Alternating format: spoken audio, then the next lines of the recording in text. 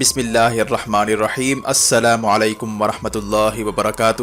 خطے میں بدلتے حالات، چین اور انڈیا کے درمیان لداخ میں فائرنگ کا آغاز، افریقہ کی بندرگاہوں پر قبضے کی نئی جنگ، چین کا کینیا میں ملٹری بیس بنانے کا اعلان، سکوترا نامی جزیرے پر اسرائیل کی آمد پر چین بھی حرکت میں، پورے خطے پر نظر رکھنے کی تیاری، ساؤتھ چائنا میں نئی بحرانی کیفیت، پلاؤ نامی ملک کا امریکہ کو فوجی اڈوں کی آفر، انڈیا کی مالابار جنگی مشقوں میں آسٹریلیا کو دعوت، اگلے ماہ کوارڈ بنانے کا فیصلہ، چینی سرکاری اخبار گلوبل ٹائمز کی نئی دھمکی، آسٹریلیا کو چین کے ساتھ پنگا لینا بہت مہنگا پڑ سکتا ہے، بحیرہ روم میں کشیدگی پھر عروج پر، یونان کا فرانس سے رافیل طیارے خریدنے کا فیصلہ، ترکی کا شمالی سائپرس میں جنگی مشقوں کا اعلان، ترکی میں خفیہ بغاوت کا خطرہ، اردوغان کا بھی بھرپور ایکشن، 43 کے قریب گورنرز کو فارغ کرنے کا اعلان،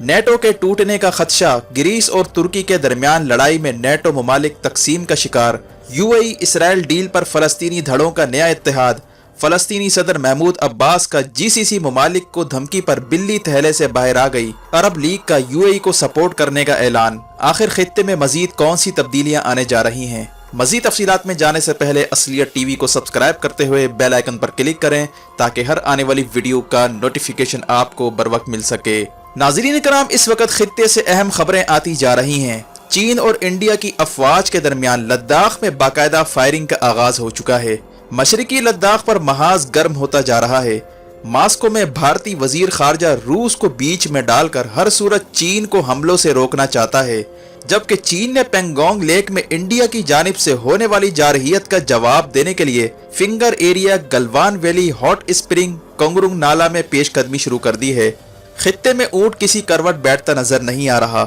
انڈیا اپنے کیے کا حساب بھگتنے جا رہا ہے۔ چینی افواج کی جانب سے HQ-9 نامی میزائل، جسے شارٹ رینج اور میڈیم رینج میزائل کہا جاتا ہے، اس کی تعیناتی کے بعد لداخ سے لے کر اروناچل پردیش تک خطرات کے بادل منڈلاتے جا رہے ہیں۔ ماہرین کے مطابق تبت کو بچانے کے لیے چین کو ہر صورت اروناچل پردیش میں کارروائی کرنا پڑ رہی ہے۔ کیا پاکستان آزاد کشمیر بچانے کے لیے مقبوضہ کشمیر پر کارروائی کرے گا؟ حالات تو یہ بتاتے ہیں کہ پاکستان کو بھی چین والا فارمولہ استعمال کرنا پڑ سکتا ہے اور گلگت بلتستان اور آزاد کشمیر اور سی پیک کی خاطر مقبوضہ کشمیر پلان جلد منظر عام پر لایا جا سکتا ہے،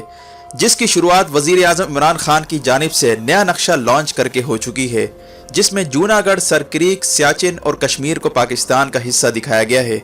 جبکہ ایشیا ٹائمز کا کہنا ہے کہ ساؤتھ چائنا سی میں امریکہ کو شکست دینے کے لیے چین تائیوان پر حملوں کی تیاری کر رہا ہے، کیونکہ چین کا خیال ہے کہ تائیوان پر قبضہ کر کے چین کو مستقل بنیادوں پر محفوظ کیا جا سکتا ہے، جس کے بعد خبر آ رہی ہے کہ امریکی ایئر فورس B-52 طیاروں کے ذریعے سمندر کی گہرائیوں میں بارودی سرنگیں بچھانے پر غور کر رہی ہے تاکہ تائیوان کو ڈیفینڈ کیا جائے۔ چین جلد ہی تیسرا بحری بیڑا بھی لانچ کرنے جا رہا ہے، جہاں پر چین سریع الحرکت فورس تعینات کرے گا،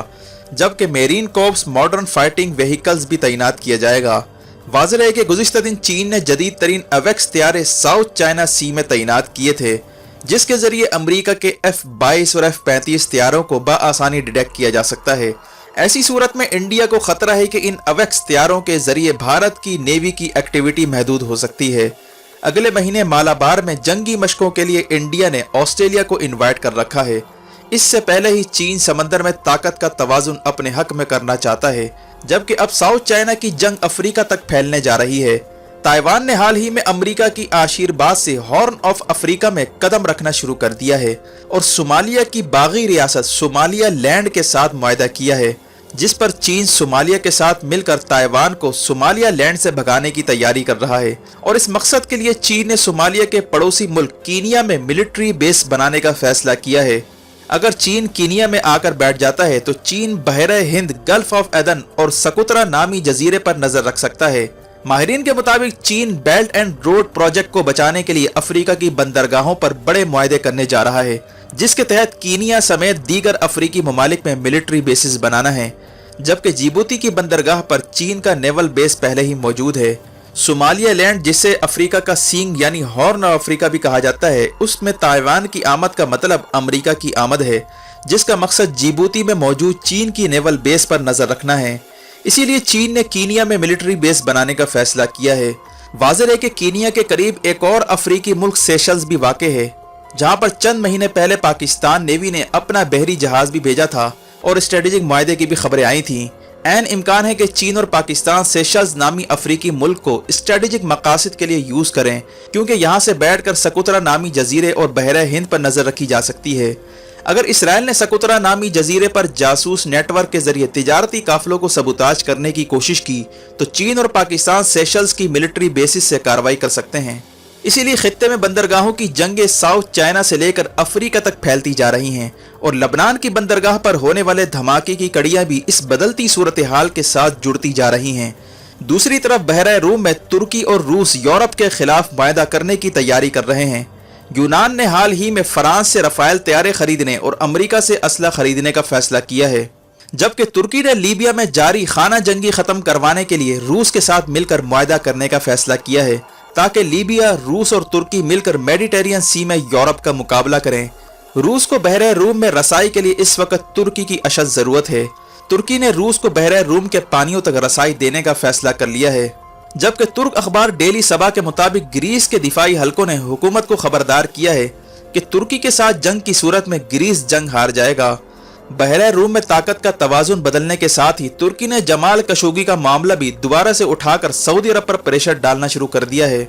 जबकि यूएई, सऊदी अरब ये दोनों मिलकर मिस्र को अरबों का मरकज करार देने पर गौर कर रहे हैं और अरब ब्लॉक बनाने की भी तैयारी हो रही है, जिसके तहत मिस्र को आगे रखकर तुर्की के खिलाफ चढ़ाई करने का मंसूबा भी तश्कील दिया जा रहा है। लेकिन मिस्र को इस वक्त चीन से भी खतरा है, जो एथोपिया में आकर बैठ चुका है और दरियाए नील पर डैम बनाने के लिए चीन एथोपिया के साथ ताउन कर रहा है।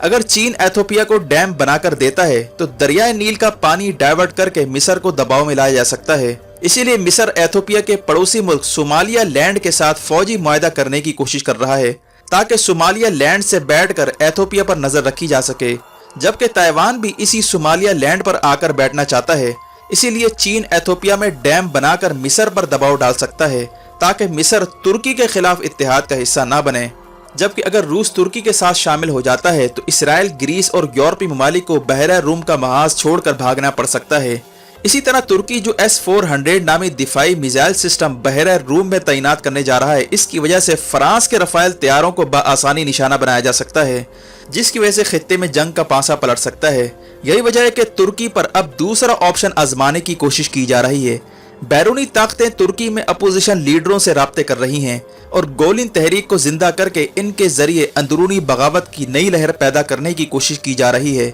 जिसके सदेबाब के लिए रजब तैयब उर्दुगान ने 43 के करीब गवर्नर्स को ओहदे से हटाने का ऐलान किया है, जिनके गोलिन नामी बागी तंजीम से ताल्लुकात थे। इसके अलावा तुर्की के सदर रजब तैयब उर्दुगान ने अमरीकी दबाव को मुस्तरद करते हुए हमास को अपने यहाँ ठिकाने फराहम करने का फैसला किया है, जबकि फलस्तीन के सदर महमूद अब्बास ने इस्लामिक जिहाद, हमास और दीगर धड़ों के साथ भी हाथ मिला लिया है और मुश्तरका बयान जारी करते हुए यूएई को गद्दार का खिताब भी दिया है। फलस्तीन की लीडरशिप को इस वक्त तुर्की और कतर की हिमायत भी हासिल है, इसीलिए अरब ब्लॉक में दरारें पड़ रही हैं, क्योंकि बहरा रूम में ताकत के तवाजुन बदलते ही इस अरब ब्लॉक की अहमियत खत्म हो सकती है।